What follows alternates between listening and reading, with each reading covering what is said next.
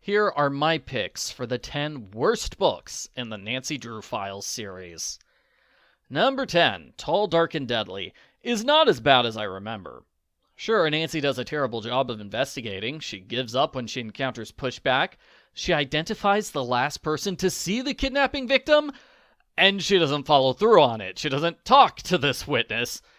And there's an awkward forced kiss with one of the suspects. However, the book does get better halfway through, once a dead body appears.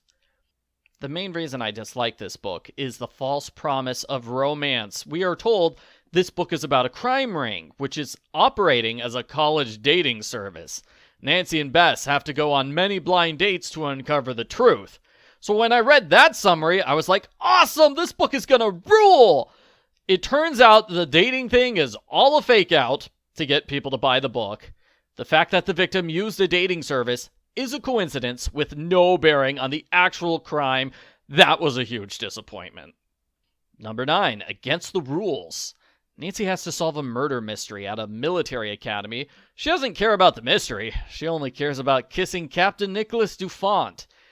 She is super whiny in this book. She's like, oh, I want to make out with Nicholas. Oh no, I shouldn't cheat on Ed, but I'm making out some more. Like every 5 pages.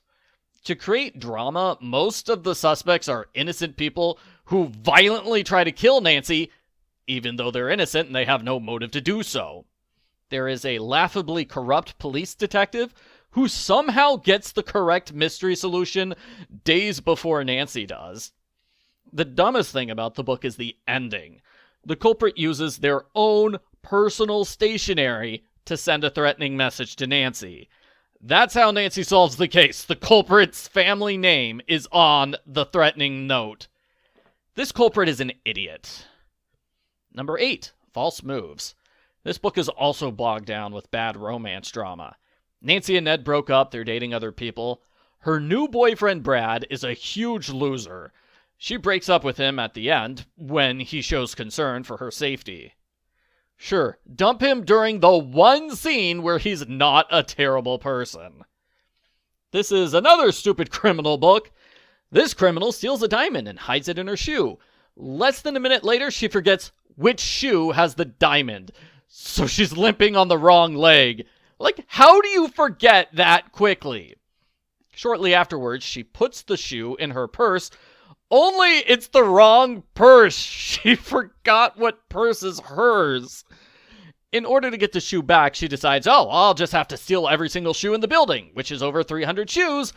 Why doesn't she just steal the purse? Wouldn't that be way easier? And then there's a dumb moment at the end. Nancy finds the missing shoe inside a lost and found box. Yeah, that's right. $1 million diamond. Oh, did you check the lost and found? Oh, it's right there. Oh, mystery solved. Number 7, Sisters in Crime. This is an aimless mystery with storylines that go nowhere. The big one is a cheating ring in a college campus. Nancy and a teacher's assistant set up a big trap for the cheaters. And this story never gets mentioned again. We don't know what happens to them. Part of the problem is that there are too many suspects to keep track of. There are 6 of them, not including the culprit's thug. Nancy recognizes his thug. She confronts him with 2 other people.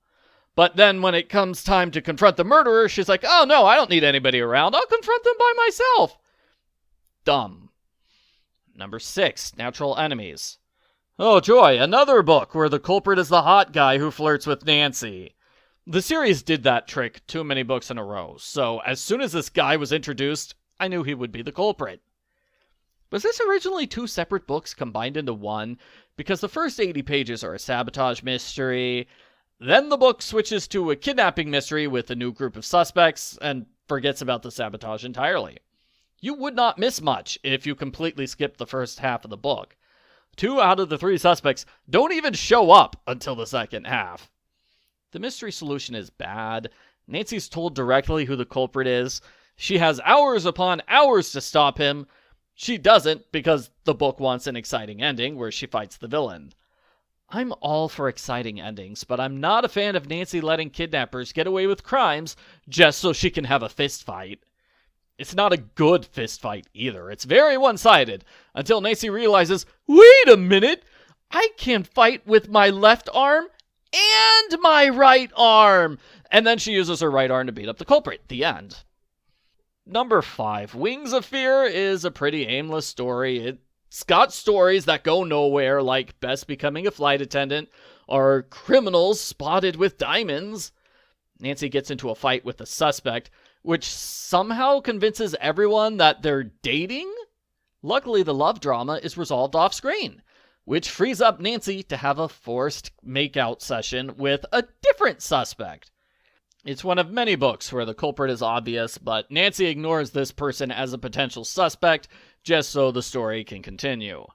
Even after Nancy solves the mystery, the book keeps going with Nancy bullying her way onto a plane, leading to an uneventful explosion and plane crash. Plane crashes should not be boring.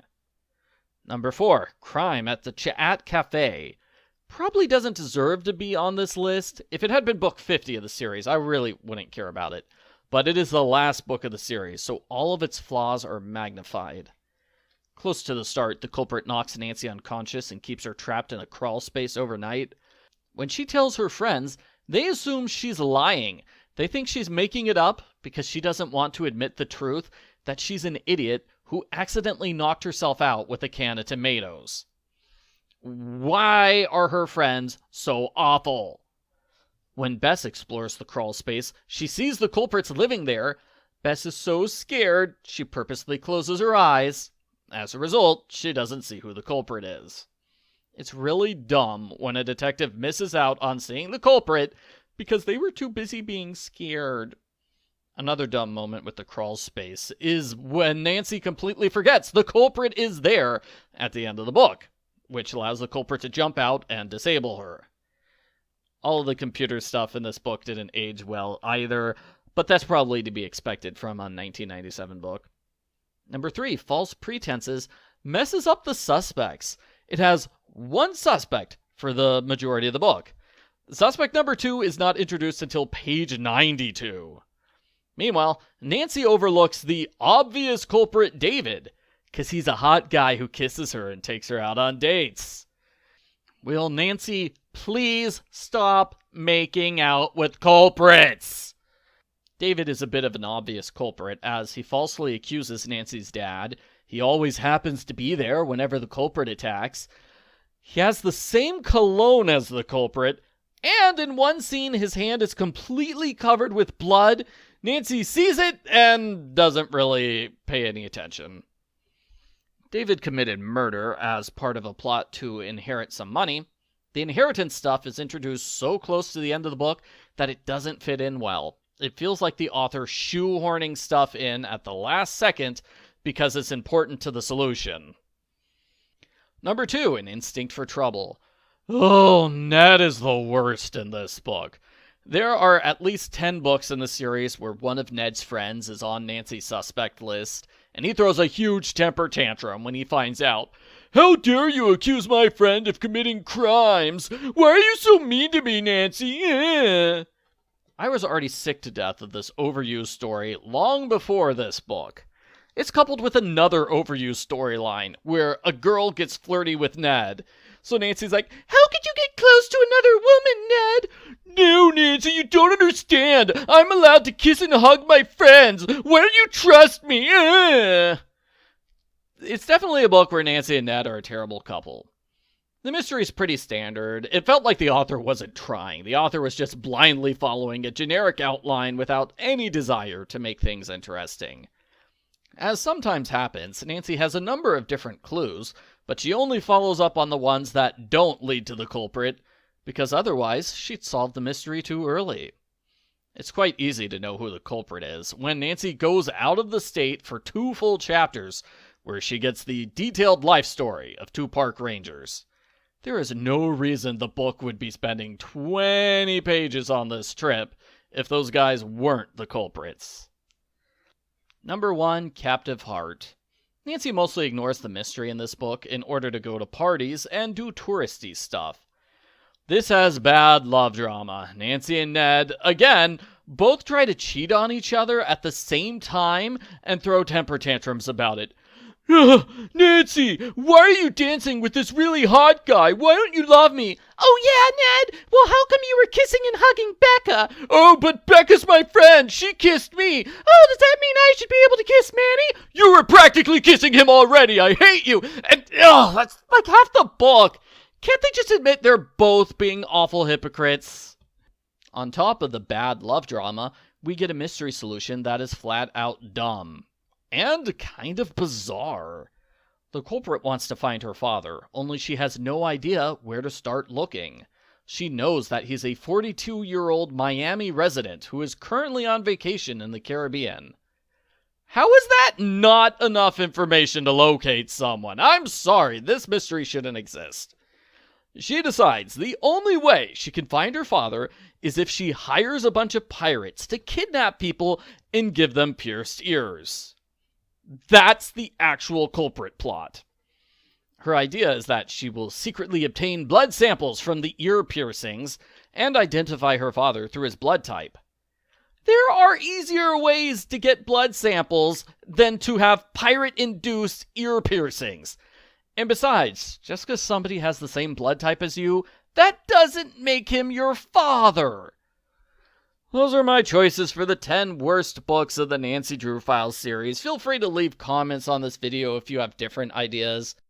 Like, book number 3 has an avalanche which cures amnesia. I could totally understand if somebody thinks that is just as stupid as pirates kidnapping victims and giving them ear piercings in order to locate a missing father.